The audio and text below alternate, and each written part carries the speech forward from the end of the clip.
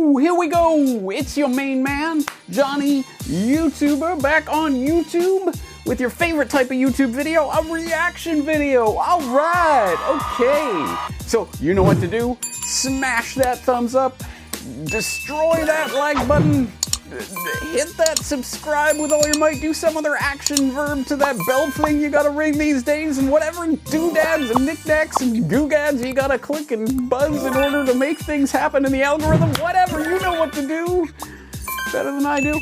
Alright, Johnny YouTuber, and we're gonna watch my favorite YouTube channel today. It's gonna be one hell of a reaction video, so I hope you're all buckled in. Yeah, we're gonna watch the Tesla channel on YouTube, because apparently that's a thing that exists, and I watch it all the time. And guess what? There was some kind of big live stream the other day.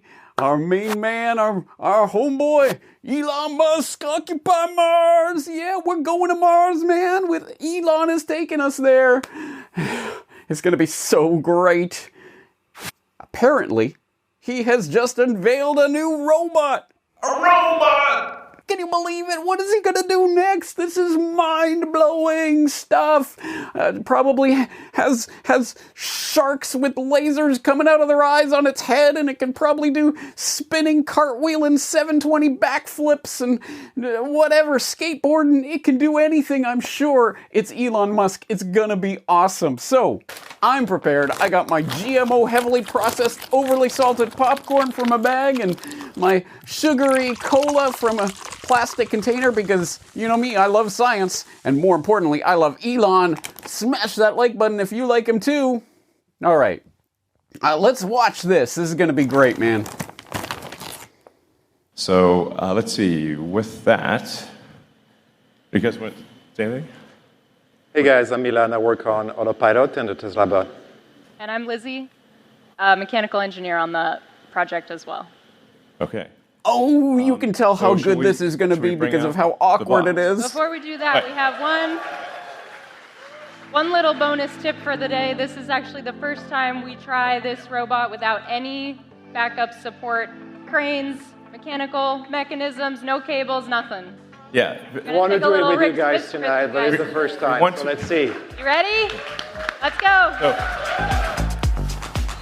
Oh my god, oh my god, oh my god, here it comes. Here it comes.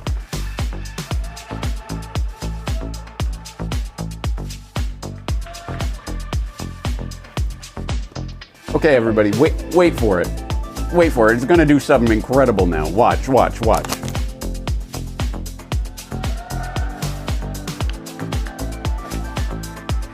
Okay, it's gonna do something. It's gonna do something, right?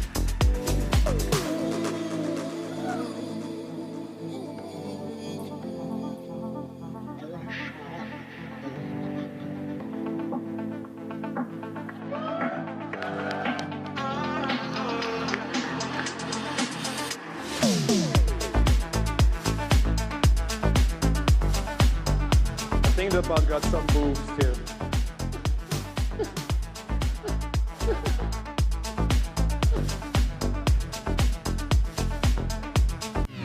What was that nonsense? What am I doing? Where am I? What's going on? It's like I've been brainwashed into some kind of cult. Ah, yes, that's better. No, I am not Johnny YouTuber. I am James Corbett of The Corbett Report. You're tuned into The Corbett Report podcast here in October of 2022 for episode 429, Meet Elon Musk, Technocratic Huckster. And yes, as you may or may not have noticed, over the past several years, the cult of Elon is strong with many fanboys out there, and if recent events are any indication, they're stronger than ever. I mean, my God, is there anything that this Elon Musk character cannot do, or will not do, or try to insert himself into? I mean, he's consulting with Putin, or maybe not. but then again, maybe so, on how to end the war in Ukraine that he actively supported with Starlink, using government money, of course. But whatever. He's also going to give Taiwan back to China, apparently. Why not? I mean, it has nothing to do with the fact that Tesla's Shanghai factory accounts for 30 to 50% of their total production. No. Honest, guys, he's just motivated by love for humanity. And now, here he is, unveiling this ridiculous slapped-together wires-hanging-out robot from the 1970s that can take 6 awkward steps as if it's defecated in its pants and then awkwardly wave to the audience before doing some cringy Elon Musk-esque dance. I guess the robot learnt from the master on that one, huh? And meanwhile, the Boston Dynamics robots are running over balance beams and doing backflips in shame at the fact that they are only capable of doing parkour. I mean, is there anything that this real-world Tony Stark character cannot do? I jest, of course, but I do not jest about the fact that the cult of Elon is strong. I mean, hey, he's gonna save Twitter! Again. As if that's something that we need or should want in the first place. Yay, that controlled outlet. Centralized communication, guys, that's where it's at. It's absolutely amazing the things that people can get themselves to be on board with, because Elon Musk is promoting it. And if you think the Tony Stark reference is just because, he appeared in Iron Man 2. I mean, hey, look at that. Isn't that funny? You got Tony Stark and Elon Musk appearing together. But wait, do you know that, in fact, this isn't art imitating life? This is life imitating life that was imitating art. Because, did you know Robert Downey Jr., one of his original templates for the Tony Stark character was, of course, Elon Musk.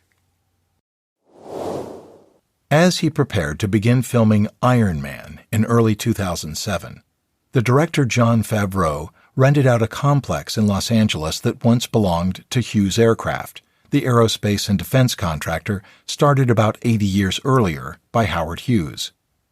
The facility had a series of interlocking hangars and served as a production office for the movie. It also supplied Robert Downey Jr., who was to play Iron Man, and his human creator Tony Stark, with a splash of inspiration. Downey heard some rumblings about a Hughes-like figure named Elon Musk, who had constructed his own modern-day industrial complex about 10 miles away. Instead of visualizing how life might have been for Hughes, Downey could perhaps get a taste of the real thing. He set off in March 2007 for SpaceX's headquarters in El Segundo and wound up receiving a personal tour from Musk. "My mind is not easily blown, but this place and this guy were amazing," Downey said. When he returned to the Iron Man production office, Downey asked that Favreau be sure to place a Tesla Roadster in Tony Stark's workshop. On a superficial level, this would symbolize that Stark was so cool and connected that he could get a Roadster before it even went on sale. On a deeper level, the car was to be placed as the nearest object to Stark's desk so that it formed something of a bond between the actor, the character, and Musk.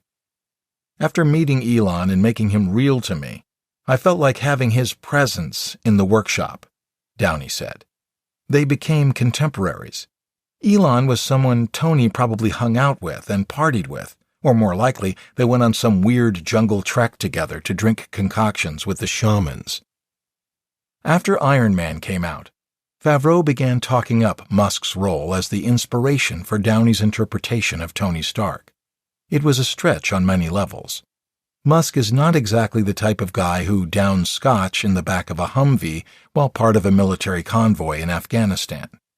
But the press lapped up the comparison, and Musk started to become more of a public figure. People who sort of knew him as that PayPal guy began to think of him as the rich, eccentric businessman behind SpaceX and Tesla. Yes, Earth to Elon Musk fanboys. No, your desire to see Elon Musk as this cool, jet-setting, billionaire, tech guru guy who's going to save us and bring us this cool future, just like Tony Stark, is not some original idea that just spontaneously appeared in your mind and you noticed the parallels and then they picked up on that and, hey, we'll put Elon Musk in part 2, right? No. This was, from the beginning, part of a media creation, a creation of a character for the public. And here's the template for him. It wasn't art imitating life. It was life imitating art, or more accurately, imitating propaganda that was being constructed. And why was Hollywood so eager to be on board with Elon Musk? Way back then in 2007, 2008, back in the early days. How about even earlier? Because yes, just like you could look at a completely artificially media constructed character like Greta Thunberg, who just so happened that on the very same day, the very first day of this climate strike by this absolute nobody, some Swedish schoolgirl in the middle of nowhere who just all by herself just spontaneously decided to go on a climate strike, literally by herself outside of her school, on that very day, who shows up but an ex-financial PR executive with a freelance photographer to snap pictures and make videos about her, post her to Facebook and YouTube, get tens, ultimately hundreds of thousands of views, and generate viral interest in this Swedish schoolgirl that who the hell knew she was on strike? Well, apparently this PR executive did, and lo and behold, she goes on to become the Ig Nobel War Prize nominated Time Führer of the Year winning climate activist extraordinaire. Wow, it's almost like the media concocted that out of whole cloth. Hey, here's a convenient tool, a prop to use in this artificially constructed media narrative of ours. And wouldn't you know it, of all of the people making all sorts of crazy millions back in the 1990s during the dot-com boom, when everyone and their pet, or is that pets.com, was making crazy amounts of money in Silicon Valley, who was the one that the CNN cameras decided, we'll pick this guy to follow around and do some bizarre, contextless, why the hell are they showing this? This clearly is not news, puff piece about, other than, at the time, a relative nobody, Elon Musk. Hi, Elon Musk speaking. I expect to receive a car that I've just bought, which is called the McLaren F1. There are 62 McLarens in the world, and I will own one of them. It's $1 million for a car. It's decadent. Back in '95, there weren't very many people on the internet, and certainly nobody was making any money at all. Most people thought the internet was going to be a fad. Wow, I can't believe it's actually here. It's pretty wild, man. This is definitely very cool. I like it a lot. Congratulations. Just 3 years ago, I was showering at the Y and sleeping on the office floor. And now, obviously I've got a $1 million car and quite a few creature comforts.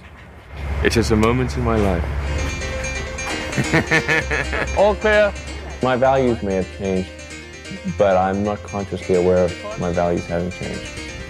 My fear is that we become spoiled brats.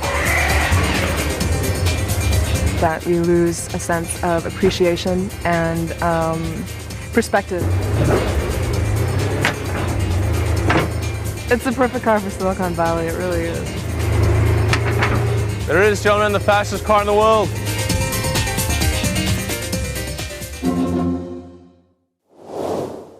This is CNN. And Darth Vader is telling you this is your new robot overlord. Yes, you cannot make this stuff up. That was CNN 1999 featuring one of the many newly minted Silicon Valley millionaires, Elon Musk, who at that time had just freshly founded X.com, long before, well, before it turned into PayPal, and before it was really anything to speak about. But they didn't even try to cloak that in the sense that this is some sort of news story. What was the news value of that particular puff piece? It was a PR piece. One might wonder who paid what to whom in order for that to air. But at any rate, it certainly served the creation of the mythos of Elon Musk. Well before the general population had any idea who this guy was. Let's feature him in this hard-hitting news report about him getting in a McLaren F1. Yeah, cool. Interesting, isn't it? And it does start to raise questions. But I know, there might be some out there who's still clinging on to their fanboydom. Well, come on. I mean, he's one of the cool billionaires. He made his money the good old-fashioned honest way, and he's cool. He smokes pot on Rogan, and he makes memes and jokes about Bill Gates. See? He's on our side. He's one of the good billionaires who just happens to promote absolutely every one of the fundamental globalist agenda items. And the pace of change is going to require us to do more fundamental reimagining of our social and political arrangements. And so we're going to have to consider new ways of thinking about these problems, like a universal income. There will be fewer and fewer jobs that a robot cannot do better. Okay. What to do about mass unemployment? This is going to be a massive social challenge. And I think ultimately we will have to have some kind of universal basic income. Aujourd'hui, au bout de ça, on parle de puces qu'on pourra s'implanter. Ce sera quand ça? Certainement dans les 10 années à venir. Et d'abord, on va les implanter dans nos vêtements, c'est-à-dire wearables, comme on le dit. Et après, on pourrait s'imaginer qu'on les implante dans nos cerveaux ou dans nos topos. Et à la fin, peut-être il y a une communication directe entre notre cerveau et le monde digital. We've simplified this to simply something that is about the size of a large coin. And it goes in your skull, replaces a piece of skull, and the wires then connect within a few centimeters or about an inch away from the device. I mean, frankly, to sort of simplify this, what we're, I mean, it's more complicated than this, but it's, in a lot of ways, it's kind of like a Fitbit in your skull with tiny wires. So I guess one question is, how essential is, at a governmental level, you know, a carbon tax or something that prices carbon to create the right incentives? Yeah, it's absolutely a carbon tax. If it's politically adoptable, if that can practically happen, a carbon tax at quite a high level that, you know, has some resemblance to the green premiums for these products, so it'd have to be like $100 to $200 a ton, that sends out the clear market signal. So we need to go from having an untaxed negative externality, which is effectively a hidden carbon subsidy of enormous size, $5.3 trillion a year, according to the IMF, every year. We need to move away from this and have a carbon tax. So what can you do? I would say whenever you have the opportunity, talk to your politicians, ask them to enact a carbon tax. We have to fix the unpriced externality. I would talk to your friends about it and fight the propaganda from the carbon industry. Elon met with biotech company CureVac, one of Tesla's business partners, who are currently working on a COVID-19 vaccine candidate that is being funded by Bill Gates. Tesla is working with CureVac in an effort to build a new kind of vaccine printer that can manufacture molecules. The new vaccine is being developed using Tesla's RNA printing technology, a new biotech advancement that Tesla and CureVac actually began working on last year. Oh, now, look, I'm perfectly well aware that people who are on the side of Elon Musk will argue that these clips are cherry-picked or that, well, he didn't really mean that. And there are many pieces of information that they could cite which seem to suggest that perhaps Elon Musk really is one of the good billionaires. He really is on our side, people.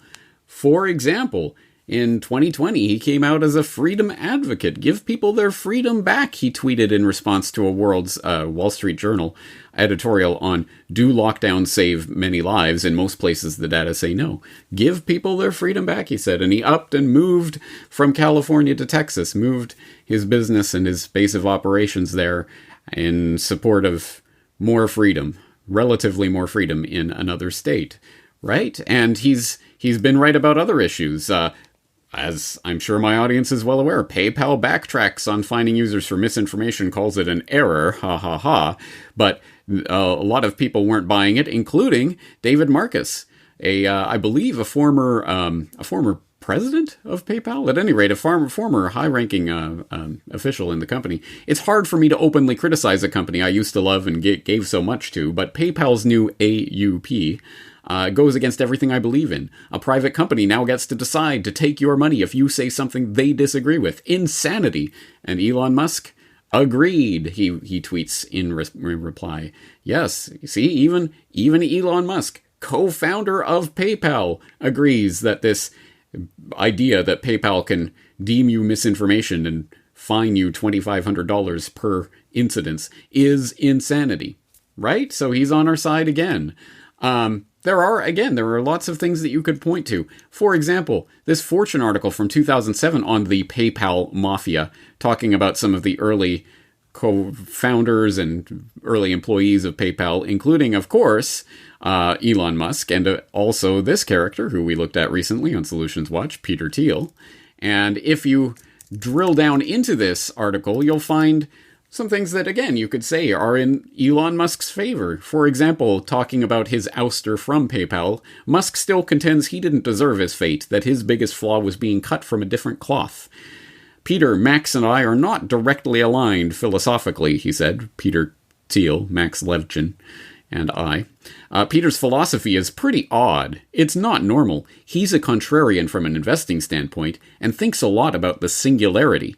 I'm much less excited about that. I'm pro-human.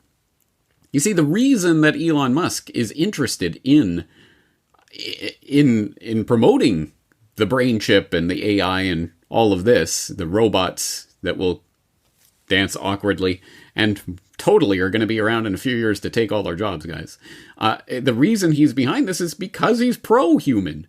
Don't you get it? If we don't take the brain chip upgrades, we're going to be just mere biological life that the AI will eliminate. So in order to prevent ourselves from becoming pets for the rising robots, we have to take the upgrade. So he's talked about this, and AI being a fundamental threat to the human species. If you assume any rate of advancement in AI, we'll be left behind, he stated. We would be so far below them in intelligence that we would be like a pet, like a house cat. And that is one of the stated reasons that he has given for being interested in pursuing projects like Neuralink, the Fitbit for your brain, where he's planning to brain chip people in order to get them on board with the overall AI takeover of the planet. But don't worry, guys. They'll keep us around. We'll be like pets for these AI. But again, you could point to these things and some of the things that he says on the surface that he's not wrong about. Heck, he's even talking about overpopulation, and that, indeed, overpopulation is the myth. In fact, it's underpopulation, and we have to worry about the underpopulation crisis, as you might have heard, James Corbett and many other people in alternative and independent media talking about for years, if not decades.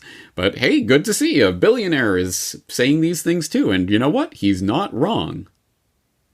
But it does raise an interesting question when we talk about Peter Thiel's philosophy versus Elon Musk's philosophy. What is Elon Musk's philosophy? I think we need to start to drill down on that, come to a better understanding of that if we do want to understand where Elon Musk is really coming from and what is he really promoting and why does he seem to be on board with all of these globalist agendas. Maybe we should start looking into the character and background of this person. And as Solutions Watch viewers will know by now, of course, you can do so by going to a number of different sites. Well, for example, as we talked about on Solutions Watch recently, you could You could go to Wikipedia and you could find all of the boring sort of biography 101 sort of stuff that you'd find in any rundown of Elon Musk. He's a business magnate and investor. He's the founder, CEO, and chief engineer of SpaceX, an angel investor, and proud product architect of Tesla Inc., founder of the Boring Company, blah, blah, blah. Born and grew up in Pretoria, South Africa, immigrated to Canada, went to Queen's University and then University of Pennsylvania, Stanford University, attended for 2 days, founded Zip2, da-da-da-da-da. Okay, boilerplate biography, but as we talked about in Solutions Watch, obviously this is just for skimming the surface of the mainstream of the mainstream. This is what you are allowed to know about the Elon Musk character, and there are many, many references that you could point to and that you could click on if you are so inclined, but we could go deeper than that, right? Of course. It's the Corbett Report. We will go deeper. So let's go to Wikispooks, which of course does have an Elon Musk page with some interesting additional details that you probably won't find there at Wikipedia, that is. Elon Reeve Musk is a billionaire U.S. businessman. Musk is mostly known for his two biggest companies, Tesla and SpaceX. He accumulated most of his wealth through government subsidies. Ding, ding, ding. Musk is a member of a very influential group of friends of the Stanford University or University of Illinois at Urbana-Champaign named the PayPal Mafia, as he was involved in the early start of PayPal. SpaceX was founded with the help of Mike Griffin, who worked for CIA's venture capital arm and was later appointed as NASA administrator by George W. Bush. Bloomberg reported that he became a young global leader of the World Economic Forum in 2008. And there's a link, a citation. You need to find out more about it? Well, there it is, and it's even way backed for you, so you don't even have to give Bloomberg any of your traffic. You just click on the link, and you've got the way back archive of the aforesaid Bloomberg article, which will tell you all about Elon Musk becoming a young global leader back in 2008. So, again, there's a lot of information that we could dig up on this particular character in this particular drama. But maybe there's even more. I mean, again, if we're looking at what is his underlying ethos, what's his philosophy, where does he come from on various issues? Well, we might start to look, for example, at the things that he puts on in plain sight, like Elon Musk's jacket at the Met Gala, which reads Novus Ordo Seclorum, which, let me check. Oh yeah, New World Order, right? Okay. Yeah, seems about right. First, he was against COVID-19 vaccinations. Then he says that he is vaccinated for COVID-19, and he encourages people to get vaccinated. Elon Musk's wealth increased by tens of billions of dollars during the COVID lockdown. Again, like many of the other billionaires out there, he profited from it. Here's about his stance in Ukraine, so talking about the SpaceX satellite funding of the Starlink venture, which I mentioned before, and which, as always, all of the information that we're talking about today will be cited in the show notes at corbettreport.com/Musk, M-U-S-K. But going on from there, talking about his Twitter moves and a critical look at Elon Musk. So definitely some good information in here in the Wikispooks article. But let's go even further. So obviously I have some information on Elon Musk in the Corbett Report archives. So if you type in Musk into the search engine, you're going to find an awful lot, because I have talked about him a lot. At the very least, I've mentioned him in many different articles and things. So in fact, there might be a little too much. Let's search specifically for Elon Musk. And right here, right off the top, this is the article that we'll be looking through today, because I think it contains a lot of information on this character and where he comes from. I start off by noting a tweet that he made, a couple of tweets actually, back in 2019, where I start saying, imagine being the real-life Tony Stark, a billionaire, jet-setting tech whiz playboy who's developing the multi-billion-dollar rockets that will not only privatize space travel, but help get humanity to Mars. And imagine you announce the whole thing on Twitter with a big splashy Occupy Mars picture of the red planet, only to be told that you posted a picture of the moon by mistake. A red-hued blood moon, to be sure, but the moon nonetheless. How embarrassing. Luckily, the cool billionaire tech guru who's selling electric cars and building underground hyperloops and rescuing Thai children from caves and selling not a flamethrowers to raise some money on the side took it exactly how you'd expect he would, by tweeting a couple of laugh-crying emojis and a hearty, "Moon too." What class. But Then again, would you expect anything less from the man whom Wernher von Braun predicted would be the future leader of Mars? Of course not. And for people who really don't understand how the internet works, these blue words are hyperlinks, and you could click that and you would find more information about Wernher von Braun talking about the Elon of the coming Martian government. Anyway, interesting little rabbit hole there, but more to the point, what many may have missed in the back and forth about the Moon-Mars gaffe, however, is another tweet Elon Musk made about the scheme. Granted, this one is not quite so exciting to the general reader. Accelerating Starship development to build the Martian technocracy. The Martian technocracy. What is this? More whimsy from everybody's favorite mega-rich tech geek? Sadly, no. In fact, what Musk's supporters might not know is that he has a very real family connection to the actual historical Technocracy Inc. movement/political party, which might help explain Musk's outlook, his rise to prominence, and some of his wackier, not to mention creepier, ideas on the eventual merging of humans and machines. So getting down into the meat and potatoes of the article, as it were, for the 3 or 4 people out there who've never heard of Elon Musk before, the bullet points. Born in Pretoria, South Africa in 1971 to Errol and May Musk, née Haldeman. A computer whiz kid who taught himself programming at the age of 10, moved to Canada in 89 and the US in 92 to study economics and physics at the University of Pennsylvania, went to Stanford to earn a PhD in energy physics but dropped out after 2 days, started Zip2, a software company at the dawn of the dot-com boom in 95, and sold it to Compaq in 99, personally pocketing $22 million on the deal, at which time the CNN cameras show up at his door to watch the delivery of his McLaren. This guy's going places. That's where the story becomes familiar. As I elaborated in my article on the Brain Chip Cometh 2 years ago, and there's the link to the Brain Chip Cometh article, please do read through that. It contains more information, but here's just some of that information. Having made his first $22 million with the sale of a Zip2 web software company in February 99, Musk launched X.com, one of the first online financial service companies, the following month. X.com then merged with its main competitor, Confinity, which had a money transfer service called PayPal. Musk served as CEO of the PayPal conglomerate until 2000 and remained its largest shareholder until it was bought out by eBay in 2002 for a cool $1.5 billion. Musk pocketed $165 million from the deal. From there, Musk founded SpaceX, which borrows money from the government at ridiculously low interest rates, and Tesla, which borrows money from the government at ridiculously low interest rates, and SolarCity, which borrows from SpaceX and Tesla. Neither Tesla nor SolarCity actually make money. Note, this was 2019. But in the age of entities like YouTube, which boasts 1 billion users but still has no timetable on reaching profitability, perhaps we can chalk that up to the new normal.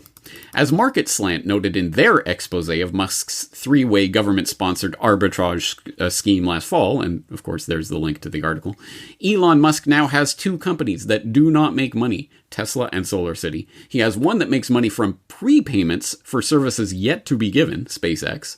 All are financed by the US taxpayer at ridiculously below market rates. The table is now set for financing using inflated currency, sound familiar? In the form of Tesla stock to get real cash in Mr. Musk's pockets. Sounds like some sort of children's story or something. Anyway, put a little mental asterisk next to that, using Tesla stock to get real, actual money in Musk's pockets, because that does actually play a part later. But anyway, more recently, Musk has become known for his, shall we say, eccentricities, like when he called British diver Vernon Unsworth, who helped in the Thai cave rescue of 2018, and who dismissed Musk's ham-handed attempts to help in the rescue as a PR stunt, a pedo guy. Or when he falsely tweeted that he was taking Tesla private and had funding secured, or when he started selling flamethrowers to fund one of his business ventures but renamed it Not a Flamethrower to help ensure it would sail through customs without being confiscated. What a card. Or when he smoked marijuana on the Joe Rogan podcast with 6% of Tesla's share value evaporating in one puff of smoke. To his fans, all of this merely adds to his mystique. He's just a fun, unpredictable guy who knows how to generate publicity and make money. However, as even his fans are forced to admit, this does mean he oversells and underdelivers on every project he ever announces. Update from 2022, how about that super cool Tesla robot, guys? It's the way of the future, I tell you. if you're living in the 70s. Production of actual working Teslas is consistently short of expectations, and whistleblowers have revealed that the production process itself is a hot mess. His grand vision of a futuristic NYDC in 29 minutes Hyperloop quickly devolved into a normal car tunnel. His private space exploration company is the recipient of billions of dollars of taxpayer money. His tiny contribution to Tesla's $2.8 billion capital raise this year, which came after Musk's insistence that Tesla would not be raising any more capital, shows that he's either not confident in his own product or too far in debt to make a significant investment. But to his supporters, these failures are just signs that Musk's genius is constantly pushing him beyond the boundaries of current technology. His detractors have a simpler explanation. He's a con man. But if he were only a con man, that would be one thing. The problem is, he's much worse than that. As I also noted in my BrainChip article, Musk is like Beelzebub, popping up every time the worlds of government funding, military research, and Bilderberg technocrats collide. When our good friends at DARPA hold a robotic challenge, Musk is there. When the World Government Summit convenes, Musk is the star attraction. Need someone to pimp transhumanism? Musk is only too happy to explain the potential dangers of AI and to present his solution. We must merge with the machines so that we're not irrelevant when the robots take over. And, oh yeah, he happens to have a company that's working on the first neural lace mind-machine merger technology. Yes, wherever the globalist fat cats meet to discuss technocratic ideas for the future, it's a safe bet that Musk will be within spitting distance. But the part of this story you may not know is that Musk's technocratic proclivity is not just a happenstance of character. It's in his genes. You see, Elon Musk is the grandson of Joshua Haldeman. Never heard of Joshua Haldeman? He may not be remembered today, but he was a notable figure in his day. An American by birth, Haldeman moved to southwest Saskatchewan in 1996 at the age of 4. During his eventful time in the Canadian prairies, Haldeman helped found the province's first chiropractic association. He waged a public health campaign against Coca-Cola, and depending on whether you trust the Canadian Chiropractic Association or the Financial Times, and of course there's links to both of these claims, he was either the research director or the party leader, or potentially both, of the Canadian branch of the Technocracy Party. As I've discussed on the Corbett Report many times now, Technocracy was a social movement /philosophy /political ideology seeking to construct a system of scientific control over society. In the Technocrats' vision, which gained widespread traction with the public in America and Canada in the 1930s, the world would be divided into regional units called technates, which would be run by technocrats, scientists, engineers, economists, and others with specialized knowledge of specific technical fields. According to this ideology, economic and thus societal and even geopolitical turmoil could be eliminated if the technocrats were given control of the economy and all its aspects, from manufacturing to retailing to the currency itself. And then I go on to talk about why big oil conquered the world, and of course the founding of technocracy, people like Howard Scott, and the original technocratic idea. Before I go on to conclude, the Canadian branch of the Technocratic Party, meanwhile, gained enough attention to be banned in Canada, where it was feared this subversive organization of revolutionaries were conspiring to overthrow the government. This caused the disillusioned Haldeman to give up on Canada altogether. He packed up his things and moved his family to South Africa, which is where his grandson, Elon Musk, was born. This connection is not just tangential. It tells us something about Musk's roots and his vision, and it tells us that he says he is preparing to build the Martian technocracy. When he says he is preparing to build the Martian technocracy, he is not using that word in a careless way. He knows exactly what it means. As the Financial Times notes, maybe technocracy will finally have its day, appropriately enough, on Mars. Let's hope not. But first, we have to convince Musk's supporters why the creation of a technocracy is a bad idea. Well, good thing there's a handy-dandy documentary on this very subject that you can show them for free, and there's a link to Big Oil. So there you go. I think there are some pretty important points in here, and as always, as with all my work, many links to the actual sources of information here that I would highly encourage you to follow to find out more. And if you want even more, you could refer back to that book that we listened to, that clip about Robert Downey Jr. and Tony Stark earlier, by Ashley Vance, Elon Musk. It was a 2015 biography that is quite fawning in a lot of ways, and certainly toes the line in a number of ways, but does give you more insight into that family background, Haldeman, how Elon Musk venerated and in some ways tried to model himself after his grandfather, who I believe died either when Elon was very young or perhaps shortly before or after he was born. But he loomed large in the family mythos. They talked about Joshua Haldeman a lot, and his exploits and adventures moving the family around. So I think this is not some sort of tangential grasping at straws connection. No, literally, Elon Musk is part of a family that was literally part of the actual card-carrying, not just a member, but the leader of a technocracy party in Canada.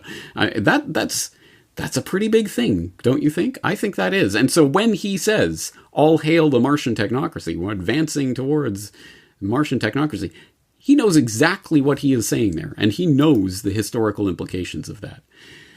So again, we can point to the nice things that he has said or done in the past. Elon Musk says civilization will crumble if we don't have more kids. Well, again, that's a point that I have expressed before. But one always has to wonder with Elon Musk what side his bread is really buttered on and why he is saying the things that he is saying. So, for example, let's just bore down on one of his crazier ideas, not just the Hyperloop, but the Boring Company, that this idea that he came up with just sitting there in traffic one day. Oh, won't someone do something about this? I know. We'll drill these giant tunnels. But, I wonder if that has anything to do that the Tesla and Boring Company and Hyperloop and all these crazy ideas of his, I wonder if that has anything to do with the fact that he actively dislikes any form of mass transit. Do you think there's a deeper underlying reason why he's constantly putting down ideas for mass transit or for other types of systems that might horn in and into his scams and schemes? So this has been noted before. Elon Musk reveals his awkward dislike of mass transit, all of which casts a curious light on the fact that last week Musk revealed he's no great fan of mass transit. The whole sharing space with other humans thing, it's kind of icky.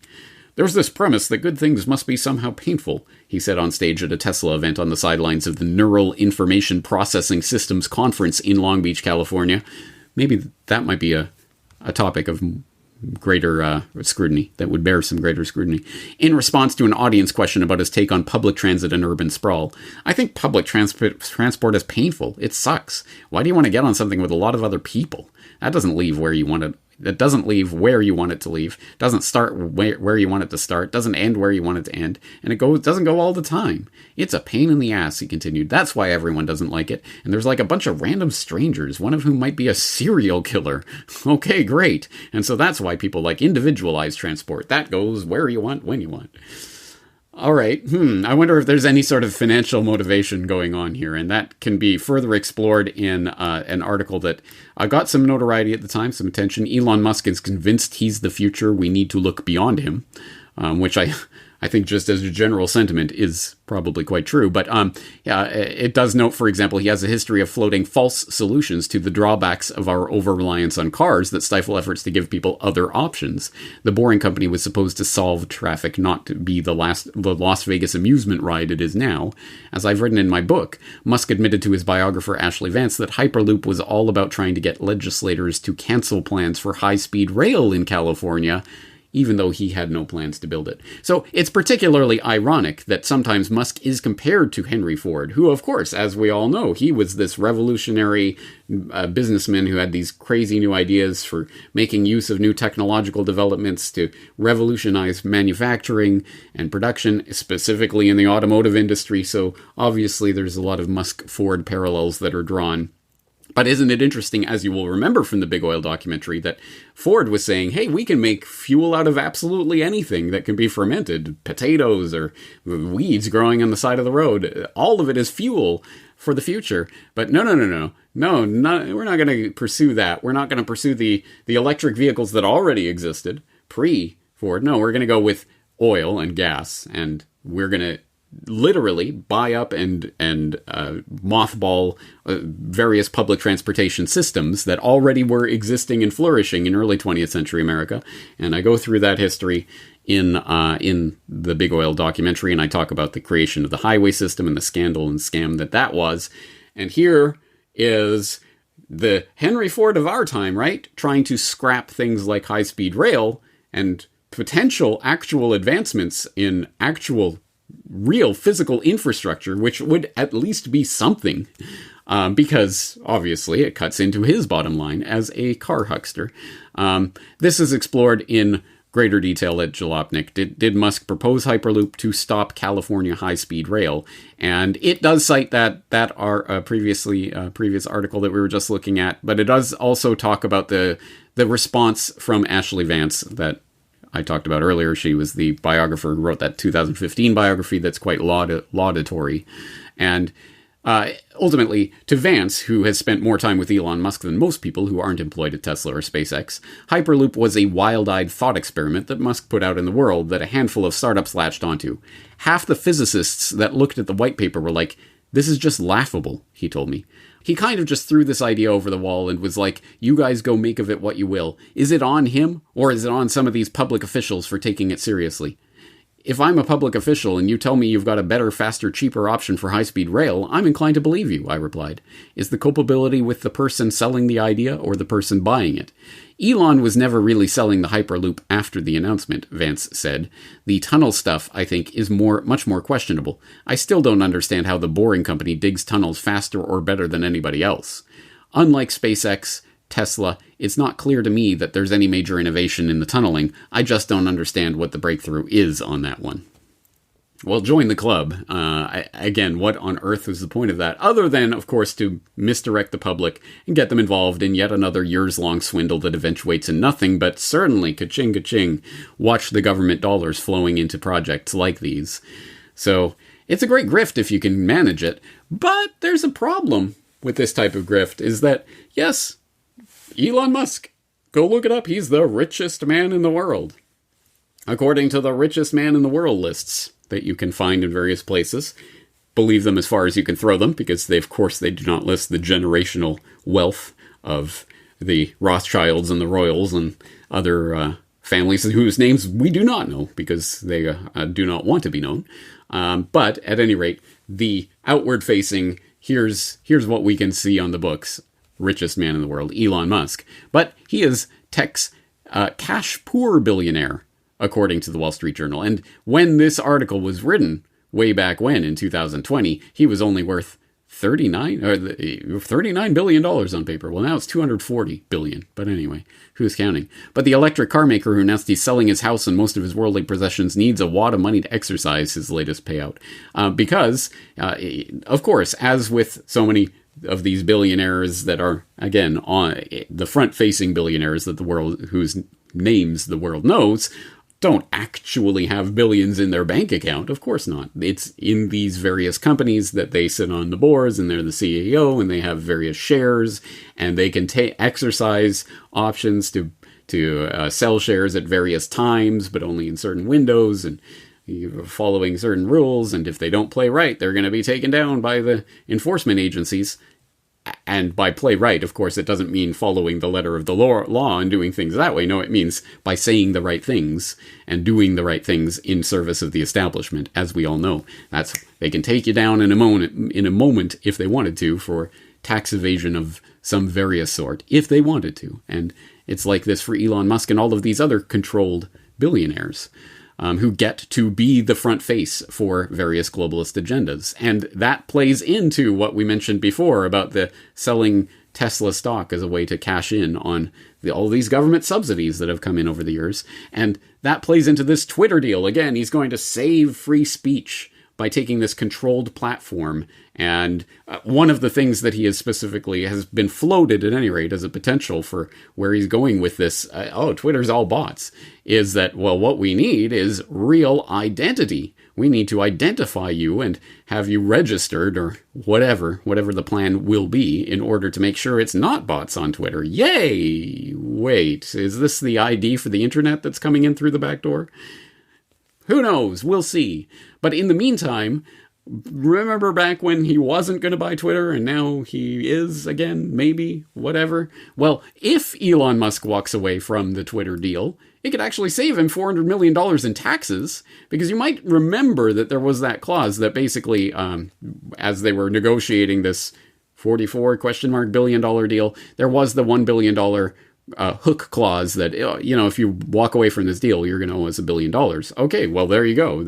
So he's taking $1 billion hit by attempting to buy Twitter and then not buying it. What was that all about? Well, one of the things about that is that if he took that $1 billion as a capital gains loss, then he could write it down on his taxes to the tune of $400 million, meaning that ultimately it's not a $1 billion hit, it's a $600 million hit.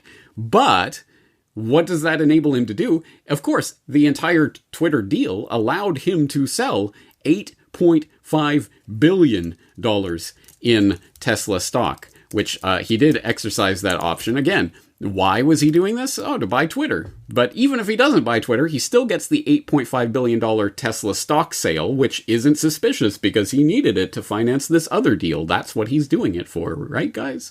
It puts actual liquidity in his pocket, and he takes the $1 billion hit, but then he gets $400 million tax rebate. So really, it's $600 million hit. So he ends up with $7.9 billion of Tesla stock that he would not have been able to liquidate quite so easily if it weren't for this type of deal. So this is the way that these types of deals and mergers and acquisitions and all of this type of high finance stuff rolls. There are layers upon layers of financial trickery going on. This is just one window into the public side of it. Not that I think this is fundamentally what any of this is about. Again, you can look at the Hyperloop scam and the Boring Company scam and the I'm gonna buy Twitter scam and all of these other scams, and you could see the monetary side of it. And that means something, but I don't think it fundamentally gets to what this is really about, does it? Again, we've seen this before, actually, with regards to Bill Gates. Of course, the philanthrocapitalism that some, even in relatively mainstream spheres, started to call out, even before the scamdemic, but even into the scamdemic, calling out the Bill and Melinda Gates Foundation as essentially a business that was drumming up business for the businesses that the Bill and Melinda Gates are invested in, and suddenly their foundation is supporting these particular types of industries and these particular types of ideas in order to essentially bring money in. And yeah, of course, Elon Musk is involved in similar things as well. But it's beyond that. It gets to something much darker. And here's one window into that. For example, Futurism.com just recently had this article up. Battle erupts over alleged grisly photos of brain-hacked Neuralink monkeys. And I don't know if you guys were following this story at the time. I was, when this started to come out last year, that, those cool brain-chipped monkeys that they used in that demo video that I played in the previous Corbett Report episode, where they're playing ping pong or pong on the computer screen with their mind. Wow, it's so cool. This will be the brain-chipped future, guys. Well, it turns out, actually, no. A lot of those monkeys died. Almost all of them showed signs of severe distress. It's a horrible, grisly, gruesome experiment. And yeah, trigger warning for people who really do get very queasy about animal cruelty. Maybe just skip ahead a few minutes, because it's truly, truly sickening. And whoever's doing this really does need to be held to account for it. A California university is refusing to release a cache of grisly photos of monkeys reportedly injured during experiments testing Elon Musk's Neuralink brain implant technology, in spite of a lawsuit aiming to force the school's hand. In a press release, the Physicians Committee for Responsible Medicine advocacy group said that it had learned the University of California, Davis is in possession of 371 photos of the experimented upon monkeys that were subjected to Neuralink tests, which took place at the school's veterinary lab facilities. Earlier this year, Neuralink admitted that a fifth of the 23 rhesus macaque monkeys it used to test its brain-hacking implants had been euthanized after developing infections and malfunctions. Malfunctions, think about that. Bolstering PCRM's credibility, that admission came in the wake of its complaint, a complaint it filed against Neuralink. Now, PCRM says it learned that UC Davis is in possession of the hundreds of photos depicting, among other things, necropsies of animals killed in the experiments after filing a lawsuit against the school in February over its shielding of the photos, which the university argues are proprietary. It's our property, guys. You can't see it. UC Davis thinks the public is too stupid to know what they're looking at, but it's clear the university is simply trying to hide from taxpayers the fact that it partnered with Elon Musk to conduct experiments in which animals suffered and died. And I'll throw in a link to other articles about this that go into more detail. Absolutely. There's significant animal cruelty that's going on here. But even beyond that, I think, again, it goes deeper because, again, what is the ultimate end goal of this? It is not to get an army of brain-chipped monkeys. It is to get to an army of brain-chipped humans. They're going to start to try to normalize this in humans. Come hell or high water, they are continuing along with this. And Elon Musk is there being the cool billionaire public face for this agenda. And, some people might die, infections, malfunctions, if you want to make some AI, you got to break some eggs, right? And that's what's going to happen. But perhaps even beyond that, personally, at a personal level, because there are many, I would say, most of these billionaire cretins are in service of the globalist agenda one way or another. They get put in positions where they are able to do what they do and get heavily subsidized by the government and helped along in 18 ways from Sunday that no average businessman would ever be able to get the type of help that Elon Musk got along the way in order to put him in the position where he's in. But, of course, why? Why is all of this support coming from him? Because this is the convenient front for a much deeper and darker agenda. And I find very few people actually starting to call that out and really identifying what that agenda is. But there are some out there. For example, as I hope Corbett Report listeners are aware, Jason Burmis has been doing some very important deep dives on Elon Musk and Starlink and SpaceX and the military connections there, as well as ultimately the transhuman narrative that is driving all of this towards the transhuman nightmare. Because although he's warning about it on one hand, he's also telling us to take the brain chips so that we can be better pets for the coming AI, I guess. Don't think about it, guys. We're living in a simulation. Technology will save you. It's always just around the corner. Here's a robot that's going to dance like this for a little while, and you guys will love it. But as I say, there are many billionaires who are similarly oriented and are doing this, promoting this transhumanist agenda and other aspects of the globalist agenda, and are being helped along in order to do so. What I think I find particularly galling about Elon Musk is that I understand where a lot of his fanboys are coming from. Why people are excited about him. Finally, here's someone on the public stage who has these big, grand ideas and is tapping into what I think is one of the most fundamental impulses of the human species.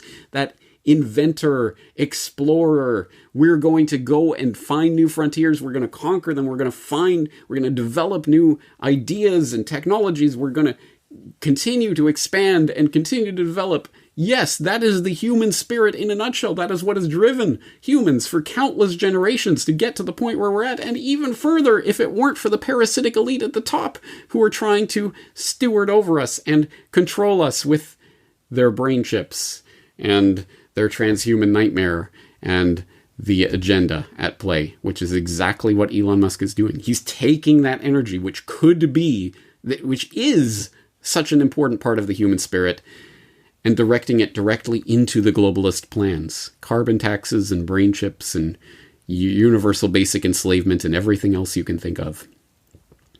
That, to me, is what is particularly galling about the Elon Musk huckster. But there are many hucksters that can and should be called out, I suppose, and, well, there's plenty of more Corbett Report podcasts to be made, so don't worry, other billionaires, I'm sure you'll get your turn. Having said that, as I say, there's a lot of information that we've gone through today, so in order to process that information and come to a better understanding of it, I will, as always, exhort you to go to the actual documents that I am citing and to explore them for yourself. Maybe you'll come to a completely different understanding of Elon Musk than I do. Great, fine, but just start exploring. And one place to start that exploration would be corbettreport.com/Musk, M-U-S-K, and type that into your browser and you will go directly to this podcast where you can find the show notes with all of the documents cited in today's episode. And you will also find the comments, of course, where Corbett Report members are invited to log in and to leave more crumbs on this cookie crumb trail. That momentarily escaped my mind for a second. Of finding out more information and seeing what rabbit holes this leads down. I'm sure there is plenty more that can and should be said, but this is a good start, isn't it? Having said that, I think we're going to leave this exploration here for today. I am your host, James Corbett of CorbettReport.com, and I'm looking forward to talking to you again in the very near future.